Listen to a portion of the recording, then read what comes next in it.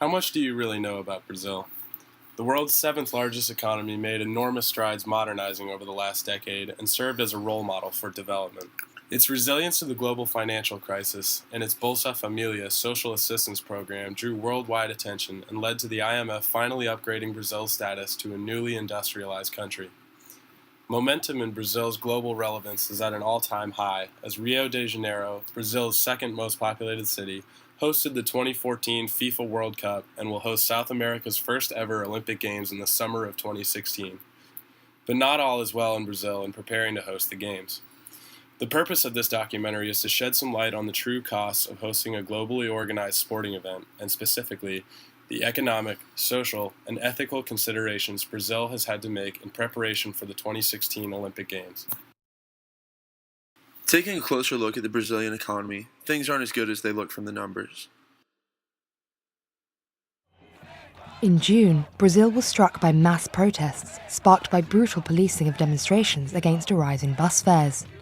More than 1 million marchers took to the streets, protesting against rising inflation, high taxes, poor public services, and political corruption. Even football, a Brazilian passion, became the target of the protesters' ire. Many carried placards criticising their government's lavish spending on stadiums for next year's World Cup. Brazil is a country that suffers from extreme income inequality. According to recent estimates, over 35% of the population lives in poverty, or under $2 per day. Couple that with the fact that Brazil spent over $11 billion on infrastructure for the FIFA World Cup and plans to spend another $3 billion for the Olympic Games infrastructure, while the city still lacks adequate schools and hospitals in some of its most heavily populated areas. It is no wonder questions are being raised.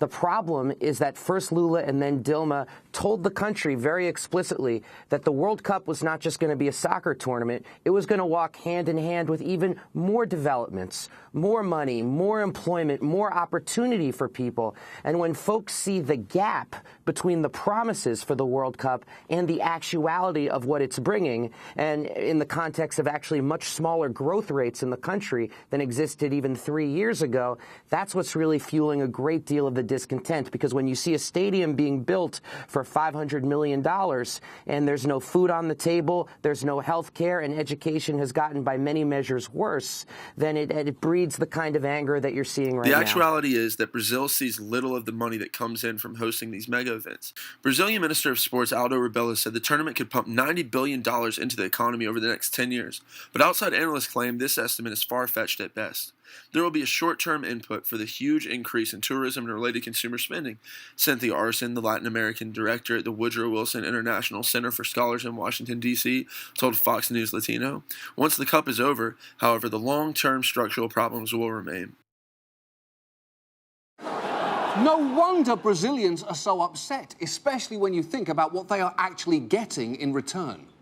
Well, and they're going to make money as well as the money they're spending. Actually, FIFA makes the money. This is where the controversy is. The country usually doesn't make money. FIFA, the organization of the World Cup, is who makes the money.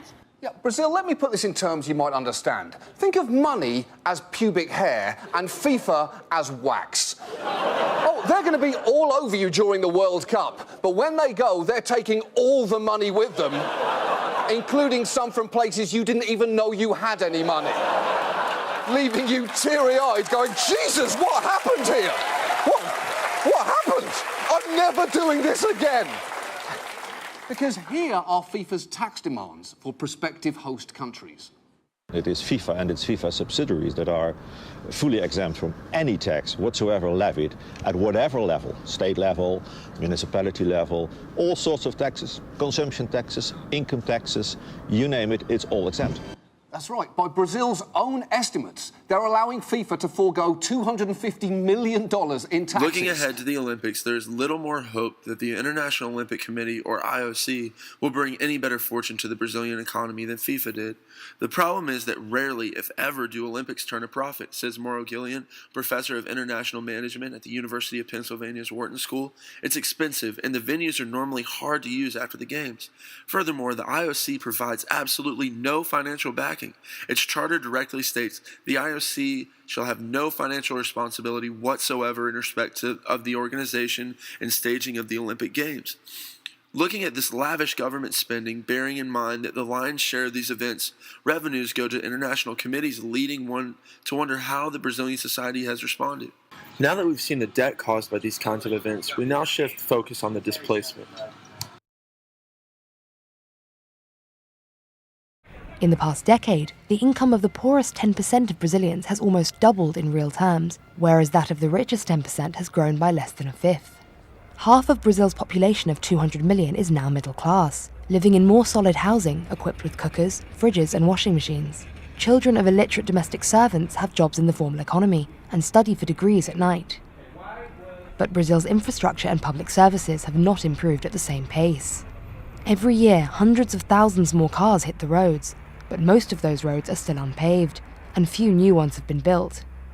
Public transport consists mainly of packed, decrepit buses. Air traffic has more than doubled in a decade, but airports have barely expanded. The social cost of hosting mega events is nothing new.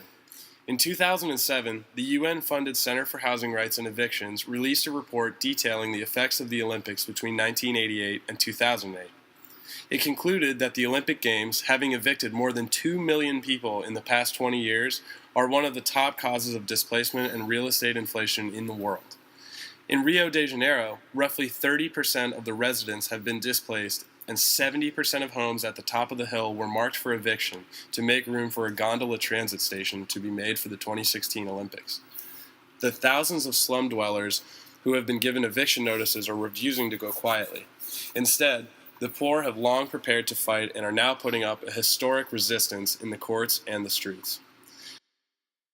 Just yesterday, I was at a favela called Vila Autódromo. I had visited there 2 years ago. It was the home of 500 families. Now it's the home of 350 families. The great crime of Vila Autódromo is that they happen to be next door to what is going to be the Olympic Village. 10 yards away, the Olympic Village is being constructed, and here's this favela that has been there for decades. And when I went there, I was prepared to see 1 out of every 3 homes destroyed, which is what I saw, and it was a very upsetting thing to see. What I didn't expect to see was the fact that many of the trees had been uprooted from Vila Autódromo. What I didn't expect is people telling me that the trash had not been collected and that streetlights were only on sporadically. One of the residents there described it as psychological torture being put on the favela by the city to encourage them to move or accept payouts and leave so that whole area can be developed for Olympic construction. These blatant violations of basic human rights prompt one to question the ethics of the IOC, the Brazilian government, and hosting the Olympics in a country like Brazil at all. In a country with such stark income inequality at the root of its social and economic problems, there are important ethical questions that must be answered. First and foremost, what is the goal of hosting the Olympics? If it is to spur economic development, how far can Brazil be willing to go? Furthermore, who is it that benefits from the Games? Is it the IOC, Brazil's rich, or all parties involved? I used to say to my family, I said that my dream would be to be born in Rio in 2020. It's a new city, and the new generation that will come after the Games will have a fantastic city to live in. But preparations for this new Rio are rife with obstacles typical of today's Rio. The iconic Maracanã Stadium, which will host both the World Cup and the Olympics, saw construction delayed by 4 months. So would you say that this is more of a developed economy at this point, and perhaps the Olympic Games will show the world that? The Games and the World Cup definitely will help showcase what we call the new Brazil. The new Brazil. The new Brazil. Many inside and out of Brazilian society claim that Rio de Janeiro is staging a front, abandoning its Brazilian traditions to host these Olympic Games, showing the world the new Brazil. Furthermore, they argue that the poor are fronting the cost. Policies of cleansing have already begun in the favelas that encircle the city of Rio de Janeiro. Already 6,000 poor residents have been forcibly evicted at gunpoint as part of the government policy of pacification, involving 3,000 military personnel invading to take control of the slum area. This has resulted in street battles and the death of more than 30 residents. The Associated Press has shown that in 2010 alone, 170,000 people were facing housing loss due to the double threat of the 2016 Olympics and the 2014 World Cup. Brazil has seemingly abandoned regard for their own citizens in pursuit of convincing the world that they are fully developed and positioned to host mega events, when the citizens and the current infrastructure insist that they are not.